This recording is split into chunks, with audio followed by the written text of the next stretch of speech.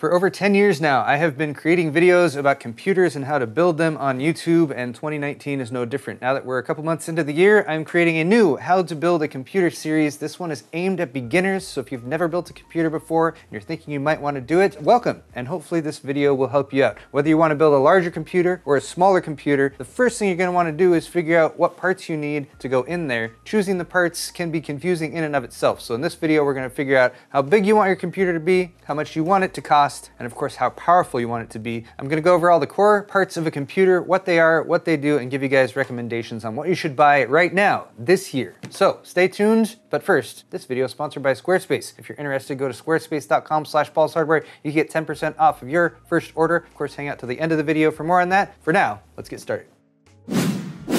Excellent! With computer building, it's funny how things change, but also how things stay the same. So for instance, my recommendation still going back 8 or 10 years is that you mainly only are going to need a Phillips head screwdriver in order to assemble a standard modern day PC. However, they've gotten a little bit fancier these days, and they even have integrated stuff like all these fancy RGB lights. Not going to be diving too much into RGB lighting for this video, that's more of an aesthetic thing. My goal is to get you guys a computer that's powerful and hopefully affordable. The lighting and the aesthetics come later, but going back to those first 3 things you need to decide. 1, how big do you want your computer to be? 2, how powerful you want it to be? And then 3, of course, very important, how much do you want it to cost? Computers can cost as little as $400 for a computer that you can get up and running with. $600 to $800 is kind of a nice, reasonable range to get yourself a good, functional computer that you're not spending too much money on. And then, of course, you can spend $1,000, $1,500, $2,000 and beyond if you're looking for high-end desktop components, high core count components, high-end graphics cards like the 2080 Ti that can cost over $1,000 themselves. But let's keep things a little bit more reasonable to start out with and talk about what you already have. So since you're watching this video, I'm assuming you have an internet connection at home and you probably already have something that you can watch YouTube with. Maybe that is a cell phone or a tablet, but maybe you already have an existing computer, and if you already have an existing computer, you might have some stuff that you can start out with and carry over to your new computer, continue using. The peripherals, or the things apart from the actual computer itself, are the things you can probably carry on using and save yourself some money in the process. So you're going to need a keyboard, you're going to need a mouse, you're going to need a monitor that can connect up to your computer, and then you're going to need that internet connection, which is probably handled by a router that's provided by your internet service provider. The only reason I bring this up is because your router might have Ethernet plugs to plug in directly to the computer, or more likely you have Wi-Fi available, so you want to make sure that your computer is set up and has a Wi-Fi connection via an antenna. That can usually be purchased along with the motherboard, but let's not get too far ahead of yourselves. Just make sure that you've got the keyboard, the mouse, the monitor, the internet connection. Beyond that, I'm mostly going to be focusing on the computer itself from here on out. Actually, 2 other quick things before we move on. One is that if you want to be able to hear your computer, you're going to need speakers or headphones of some variety. Oftentimes your monitor has speakers built into it, so if you connect via HDMI to your monitor, you can have sound that way. But you might also consider a headset, something like this, that'll allow you to hear stuff, and then also if it's got a built-in microphone, if you're going to play online games and you want to talk to people, a mic is a very nice thing to have as well. Last thing to check with your old computer, and this is not an old computer by the way, just using it as an example, but is there any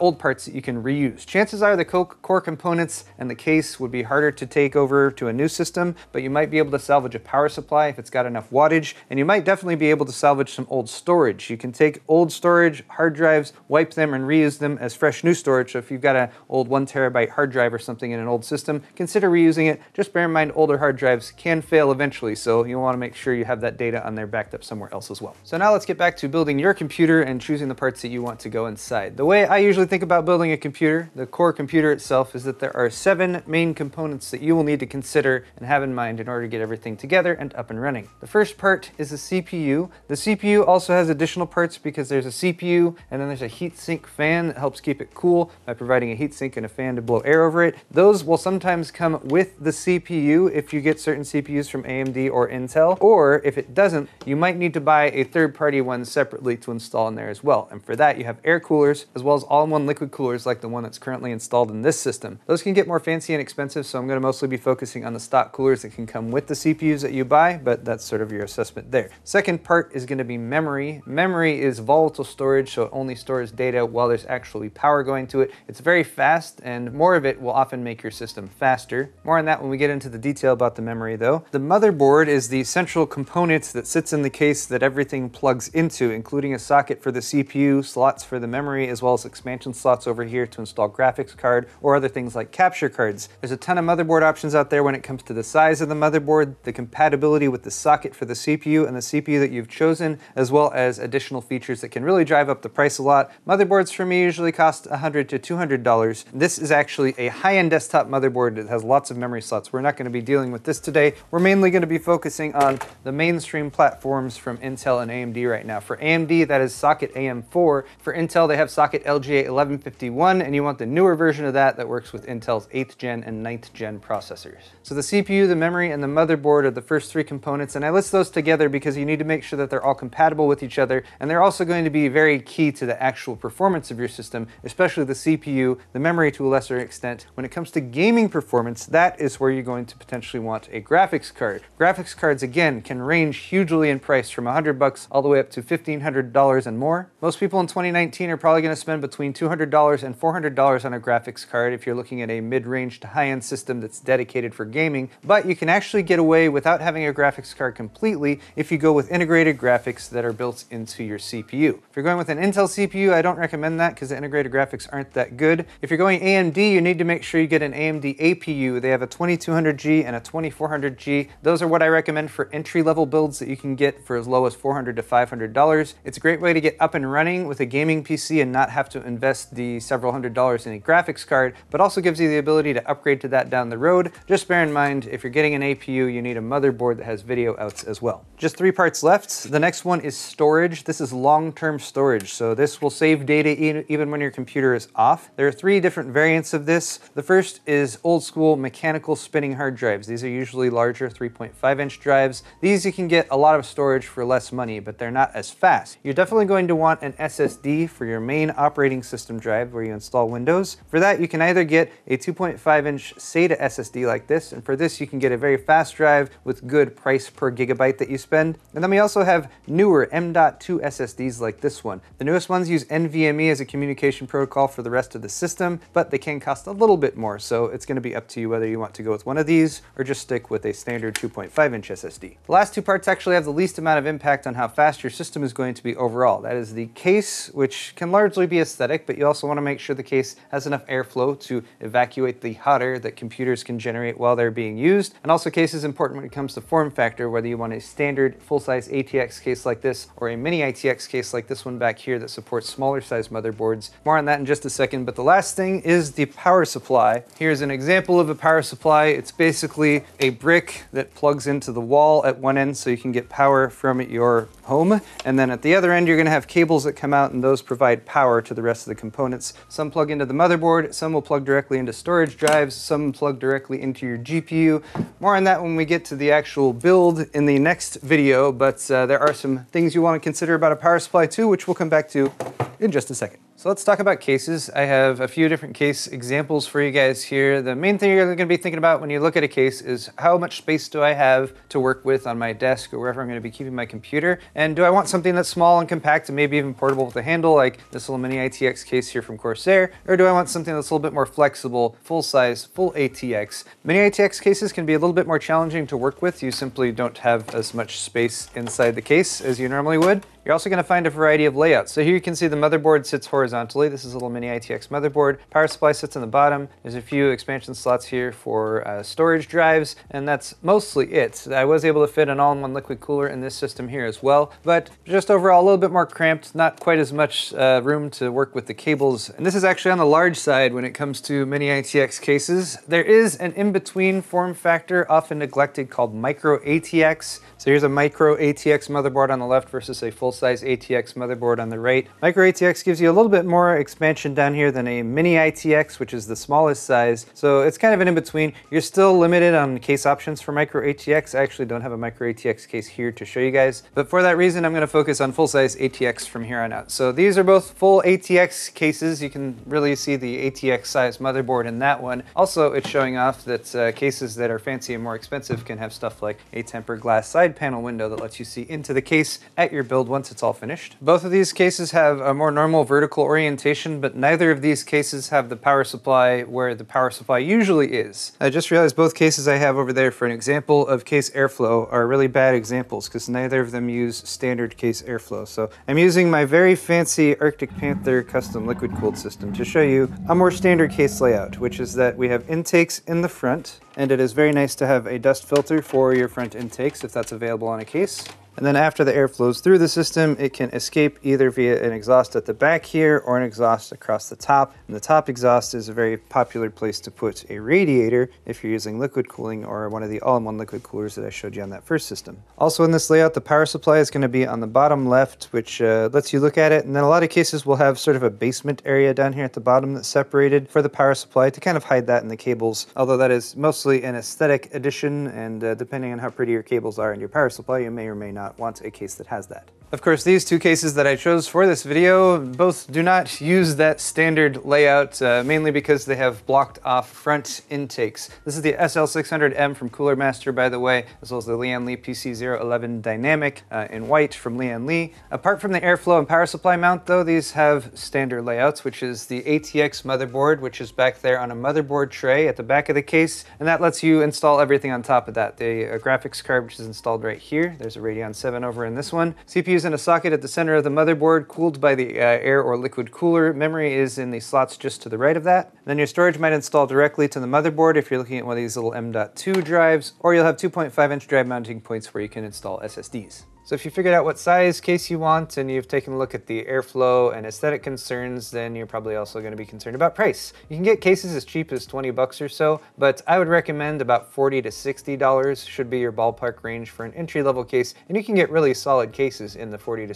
$60 range. You can get a Masterbox Q300L for $45 or $50. This is a micro ATX case, but very solid all around. It's been very well reviewed. Cooler Master also has a Masterbox Lite 5, which is a full-size ATX case, but around $65 or $70. The Fractal Design Focus G, also available for $55 or $60, a very solid mid-range all-black case. Corsair's got a Carbide Spec 06 they just recently launched. This is another case that has a lot of features for a budget price. Sells for $75 or $80 normally, but you can often get it on sale for as cheap as $55 or $60. NZXT's H500 is also a really solid case, available with a few accent colors as well, but you can get the black version for $70.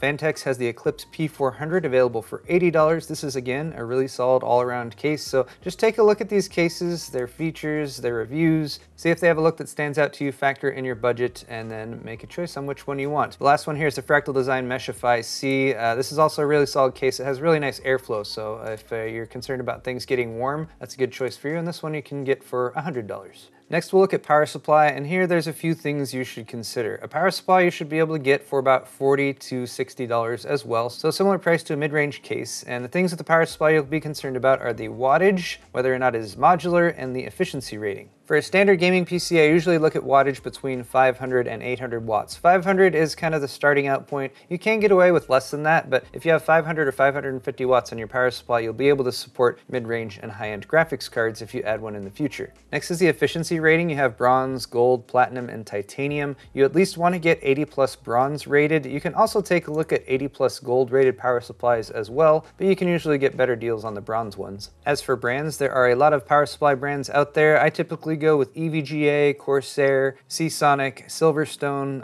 Rosewell has some good power supplies, but they also have some bad ones too, so you gotta double check the reviews. And then from there, just start looking at actual power supplies to see how they're configured. So Corsair, for example, has their CXM series that they've recently updated, so they have all black cables. They're also partially modular. Modular cables allows you to not use the cables that you're not gonna use, because you don't need all the cables that come with any given power supply. So here's a non-modular power supply on the right, and you can see how having this big grip of cables in your case might be hard to deal with. Then we have a mostly modular power supply over here on the left. This one has a bunch of extra cables plugged in here. If I didn't need these, I could unplug them. And then we have a few fixed cables for stuff like the main motherboard power connector. The only other thing you might want to to consider with a power supply is that these cables, again, can look kind of ugly if you have this multicolored nonsense going on there. I actually taped over this one to block it off, but some power supplies will have modular cables and will also have all black cables like these so that they just look a little bit cleaner and they don't stand out as much when you've built your system.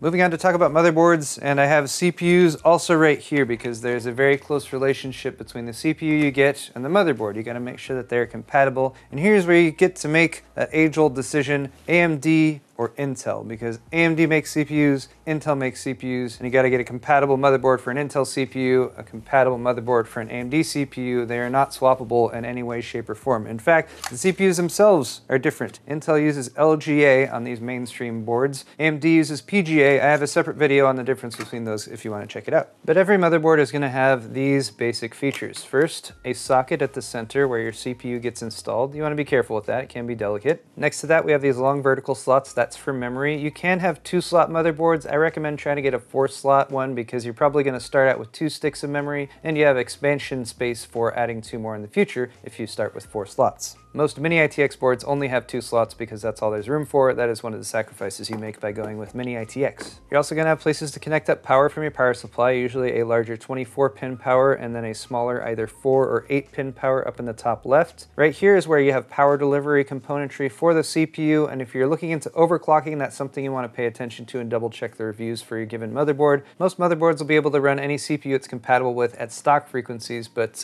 having better power delivery is important for overclocking. In the bottom left, you have expansion slots. These are typically called PCI Express, and you'll want at least one full-size by 16 one for installing a graphics card too. A full-size ATX motherboard gives you additional slots as well though, so for instance a 2-way graphics card setup, or perhaps expansion cards for video capture or adding more USB ports. Beyond that, you will have ports to connect up your storage drive via SATA ports over on this side or M.2 slots. This board has one of them right here. There's another one beneath the heatsink down here. And then along the right edge on the bottom, you'll have other connectivity for stuff like USB 3.1 Gen 2, front panel connectors, fan headers for connecting up fans, USB 3, front panel audio, RGB headers. I'm not going to get into too much detail on those, but they are things you'll want to take a look at if you're concerned about connecting, for example, an addressable RGB LED strip. So at this point, you're probably like, all right, Paul, I got a reasonable idea of what's going on with the motherboard itself, what installs where. I know about the form factor, small, medium, or large, mini ITX, micro ATX, standard ATX.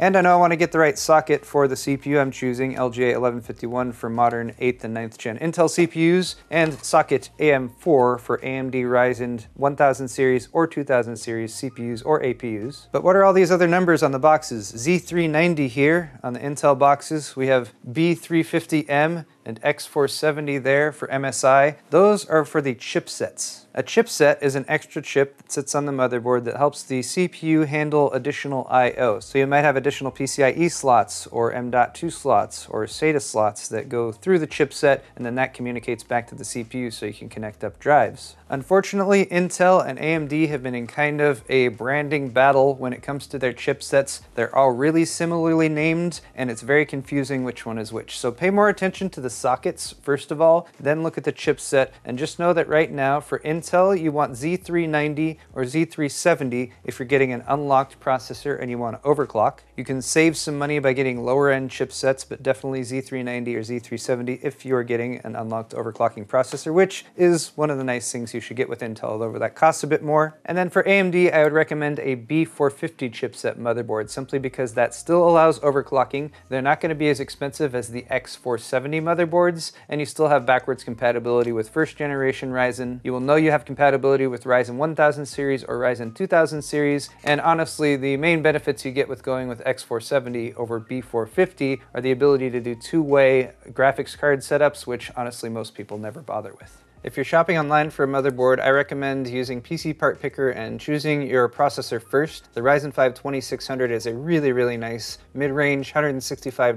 processor from AMD. Once you've chosen that, it's got a compatibility feature, so if you go to try to choose a motherboard, it will only show you compatible boards. From there you can drill down to stuff like the form factor, so we want ATX, and I recommended the B450 chipset, so we'll choose that as well. And then here we can see compatible B450 motherboards listed between a price of about $94 all the way up to $140. If you want a recommendation from me right now, this MSI B450 Tomahawk is a solid board with some RGB LED features, but also has really good power delivery, so if you're going to overclock there in the future, you'd be set. And you can, of course, do the same thing with Intel. Intel has really fast processors. I gotta give them that, but they tend to be more expensive. So their current flagship on the mainstream side is the i9-9900K, which costs about 500 bucks. That's a lot more than the AMD option, but we can also go to choose a motherboard here, and then again, it would list us compatible boards. But just reality check here, because it's listing this B360 Gigabyte motherboard as compatible. The B360 chipset from Intel limits you as far as your connectivity, and it also doesn't allow you to overclock, so that's really a bad choice of motherboard to pair with something like a 9900K.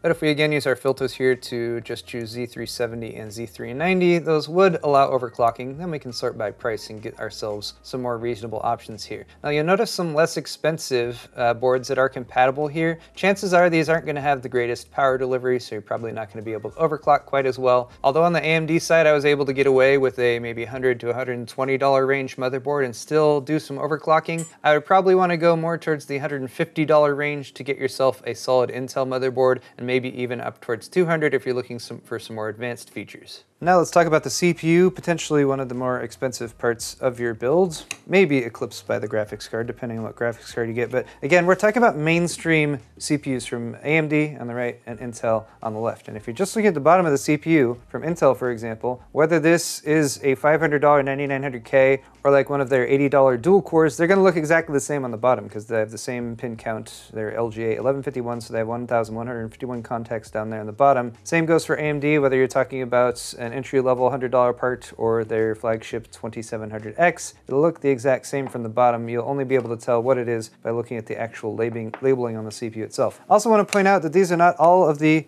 consumer CPUs available. There's also stuff like Ryzen Threadripper from AMD. Then Intel also has their LGA 2066 stuff. These are called prosumer or high-end desktop chips, and I'm only showing them to point out that they exist. Not going to touch on them much in this video because they're much more expensive. So if you're just learning how to build a PC, you should start out with the mainstream platform stuff. So beyond that, how do you choose? You're mainly going to be looking at the core count of a processor, the thread count of the processor, where it takes the number of cores and actually provides twice the number of threads available to the operating system to use for calculating stuff. And then finally, the frequency that the CPU runs at. When you're comparing CPUs of the same generation and architecture, a higher frequency CPU will be faster. I'll talk about pricing and decision making in just a second, but the only other thing you want to concern yourself with is whether or not your CPU comes with a heatsink fan. If you buy an Intel CPU that's not a K SKU on the end, so if you get the 8700, it will come with a stock heatsink fan. These are usually adequate. You can get some benefits by upgrading them, but you can at least get up and running with that. Almost all current AMD AM4 processors do come with a heatsink fan of some variety. They have different sizes of them depending on how expensive the CPU is that you buy, and they're actually pretty decent. The Wraith Stealth and the Wraith Spire. So again, if you're just getting up and running and off the ground and you want to save some money, you can totally just go with the included heatsink fan that comes with your AMD CPU. So back to pricing for a CPU, starting on the AMD side. So I've chosen a B450 motherboard. I'm now going to choose a CPU. So the compatibility filter will only show me compatible CPUs on PC Part Picker. And here we can see that for 165 bucks, we got that Ryzen 5 2600. I think this is the best bang for your buck CPU right now at a reasonable price of 165 bucks because you get 6 cores and 12 threads. It does have simultaneous multi-threading. It comes with a heatsink fan in the box, and it's completely unlocked for overclocking, so you can overclock this if you so desire. Another standout for me from AMD is the Ryzen 3 2200G. Again, this is that APU, but you can get by without a graphics card with this. You can get it for as little as $92, but usually about $95 or $100. This is a quad-core CPU without SMT, so you only get 4 cores and 4 threads, but it's $100 and you don't have to buy a graphics card.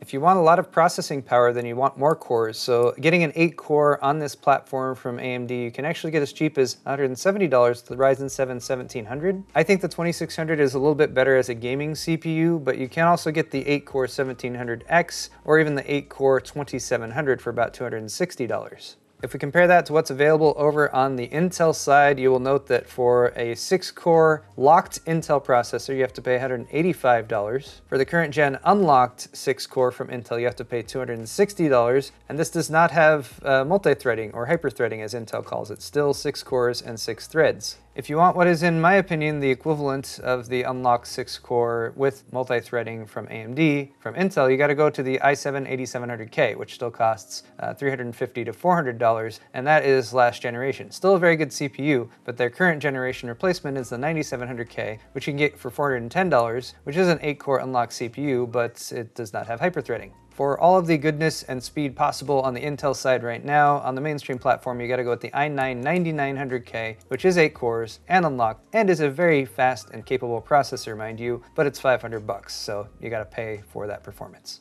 Let's move on to system memory. System memory comes in these STIX, often called DIMMs. Dual Inline Memory Module is what DIMM stands for. And memory is pretty simple. There are no moving parts, so that's easy enough. You know, pretty difficult to damage if you drop them or anything. All you really need to be concerned about with memory is what version you're getting, and anything in the past 2 years is going to use DDR4, not DDR3. This is a DDR4 module on the top and DDR3 on the bottom. You'll note that the notches here are not in the same place, so it's actually pretty much impossible to install a DDR3 module into a DDR4 slot. And then you have two main specs you want to look at. One is the capacity, or how much actual space is in each memory stick. You usually will see a listed amount of memory per stick, so this is originally a 4 gig by 4 setup, so there were 4 gig DIMMs for 16 gigs total. And then you have two ratings for the speed. One is what's usually called memory speed itself. So DDR4, this is DDR4 3200. Higher is better. You'll see 3000 speed, 3200 speed, 3400 up to 4000 speed. The speeds that you can get for reasonable prices right now that are also good speeds are about 3000 or 3200. And finally, you'll have a CL rating that's known as CAS latency. That is the latency, or how many clock cycles it takes for the memory to do a specific job. Lower is better when it comes to that number, so CAS latency 14 is better than CAS latency 16. And when it comes to the CPU you've chosen, you also want to make sure your memory will play nice with that. Ryzen likes higher speed memory, so I usually recommend 3000 or 3200 speed memory for a Ryzen CPU, and you'll have better luck getting your memory to run at that rated speed if you get memory that is listed as compatible with Ryzen, or just double check your motherboard's memory compatibility list. You should be able to find that on your motherboard manufacturer's website. They'll have specific kits that they've tested at specific speeds, and they'll tell you, yes, it will work with your CPU. Intel CPUs tend to be a little bit more flexible when it comes to memory. I still recommend higher speed if you can afford it, but usually you can get away with 2666 or 3000. All that said, if you can find memory that's just a couple bucks more that's on the faster rated speed, I would recommend going for it, but don't spend $20 or $30 to jump from 3200 to 3400, for example. Finally, I recommend buying your memory in a match set just so you can plug it in and make sure that it will play nice together. Dual channel kit is just fine for getting you up and running on the mainstream platform. You can also get quad channel matched kits as well that you may or may not be interested in. Usually those are for the high-end desktop platform. And then what is all the rage right now is RGB lighting on everything, right? So you'll find some memory that has RGB lighting across the top that is purely aesthetic, does not make your memory any faster. So again, don't spend a bunch of money on RGB memory, go for faster memory first. But you know, if the same kit's available with RGB and not, and you prefer RGB and it's the same price, then go for it. You know, it's not gonna hurt your performance either. And when it comes to graphics cards, I could easily do a full video by itself on choosing graphics cards, the difference between AMD and NVIDIA, who are the two main GPU makers, and the pros and cons and price range and everything. But I'm gonna try to keep this simple since this is already a fairly long video. With graphics cards, you get what you pay for. If you pay more money, you're gonna get more GPU performance. If you want to game at 1920 by 1080, you can get away with a graphics card in the $150 to $300 range. If you wanna play at 1440, you probably wanna spend $250 to $400. And if you wanna go upwards beyond that to 4K or some of the ultra widescreen resolutions, then you probably wanna spend $500 plus on your GPU. I'll make a couple notes on compatibility and then go into some recommendations for you. When it comes to physical compatibility, as long as you have a modern GPU, it uses PCI Express. It slots into the top PCI Express slot usually on your motherboard, and you're gonna have pretty much universal compatibility. It's just like that. That's how it works. When it comes to the GPU itself physically, usually the length of the GPU this way can sometimes be a conflict if you have a shorter case. Most cases list the GPU length that they're compatible with, and that's also something that PC Part Picker keeps in mind if you're picking out a GPU there. And then you might want to keep an eye on the height or width, I guess, depending on how you hold the graphics card as well. Some cases don't have as much space horizontally, and in fact, this case is one of the ones where if you have a big fat GPU and like a water block on it that has more stuff sticking off of it, it can potentially conflict with the glass part right there. That's less of a concern, but something you should keep an eye on, especially if you're buying one of these overbuilt aftermarket third-party designs. This is a Gigabyte Aorus RTX 2080 Ti. So if you're looking in the low to mid-range, say $200 to $300 price range, I would recommend on the NVIDIA side the GeForce GTX 1060 6GB, or on the AMD side the RX 580 8GB or the RX 590 8GB.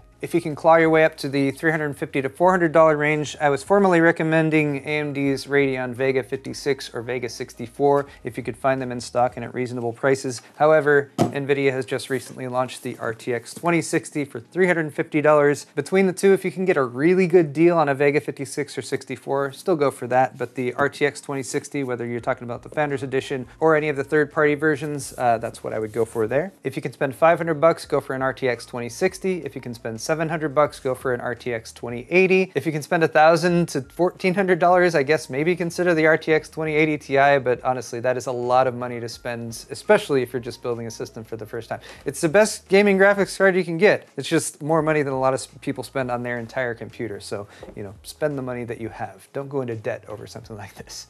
And the last component I'm going to talk about is storage. And fortunately, storage is really flexible. Apart from your main operating system drive, that you'll want to pay attention to from the get-go, because when you first set up your system, you're going to want to install probably Windows on it if you're building a gaming PC. Linux is totally fine too for people who like that. I'll be covering that procedure in part 3 of this video, but suffice it to say, what you want to start out with is a single fast SSD, preferably an M.2 NVMe one right now if you can afford it, but if you can't, you can easily save 20 or 30 bucks by just going with a SATA SSD like this one. These little M.2 drives are really nice because you just install them directly to your motherboard. You don't have to worry about running cables over from your SATA ports or powering it via an extra plug coming over from your power supply. And although most people aren't going to take advantage of the speed that you get from a higher-end NVMe M.2 SSD, they can get much, much faster than these SATA drives. The SATA drives typically top out at about 500 to 550 megabytes per second read and write speeds, whereas NVMe drives can go to 2,000 or 3,000 and beyond. So back over on PC Part Picker to look at storage this time, and I'm going to drill down to just look at SSDs. And to see what the best deals are, I'm sorting by price per gigabyte. And just over 10 cents per gig is what you can get an SSD for right now. So that means you can get 480 gig SSDs for about 50 bucks. You can get 1 terabyte SSDs for about $100. You can even get 240 gig drives for maybe about $25 to $30. So if you're really on a budget, that's what I would go with to get yourself started out. For most people, a 500 gig class drive for about 50 bucks would be just fine. And then if we go down here and look just for M.2 2280 drives, we can potentially start looking at some NVMe options. Just keep in mind, not all M.2 drives are NVMe. For instance, this WD Blue drive is a SATA 3 drive, so it's still only going to top out at about 560 megabytes per second sequential reads, 530 megabytes per second sequential writes. This Intel 660p,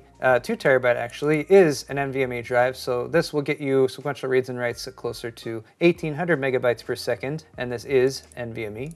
So tons of good options here when it comes to SSDs to get your operating system drive loaded up to. I would just recommend, if you're looking at standard SATA drives, just take a look at what some of these NVMe drives are in the same price range, and you might find that some of them are pretty reasonable and sometimes worth spending the extra 15 or 20 bucks to get them. Before I close out this video though, I have been using Squarespace recently, actually for the past few years, to power my store, paulshardware.net, and you guys should also try out Squarespace if you want to put together a website. I have a link in the video description and you should check that out. Squarespace basically helps you do the internet better by helping you set up a website. They have templates to help you get started with responsive designs so you can get your website looking good, whether it's on a cell phone or a desktop or any other device. So whether you need a website for your business or for a hobby or for anything that you might want to create a website for, Squarespace is good for creating that website. They have 24/7 support via live chat and email, and they have commerce functions available so you can integrate products to sell and set up a store just like mine at paulshardware.net. squarespace.net, especially if you have super sweet merch to sell, like I do. So click the sponsor link in the description or go to squarespace.com/paulshardware. You will get 10% off of your first purchase, and a big thank you to Squarespace for sponsoring my YouTube channel. So that is part 1 of my 3-part series on how to build a computer in 2019. I hope you guys have enjoyed it and maybe learned a little bit more about how a computer gets put together these days. And of course, remember those 3 key things. Decide how big your computer wants to be, decide how powerful you want your computer to be, and then those should probably determine how much you can spend on your computer. Of course, you can also do it the other way. Figure out how much money you have first and then drill down to figure out how much you can spend on the computer itself. But if you would like some more guidance with putting your own PC together, definitely check out my monthly build series. At the beginning of every month, I do a couple PC builds part lists based on price points or specific use cases, and there you will find full lists of my recommendations on how to build a PC for $600 or $1,000 or just however much you happen to have on you right at the moment. Thank you guys so much for watching this video, though. Definitely hit the thumbs up button if you enjoyed it. Links are in the description to a lot of the stuff I talked about today, as well as to PC Part Picker, who has a great site for helping choose your own PC parts. And let me know what you think of this video in the comment section down below. If you have any suggestions, I'd love to hear them. Thanks again for watching, guys. We'll see you next time.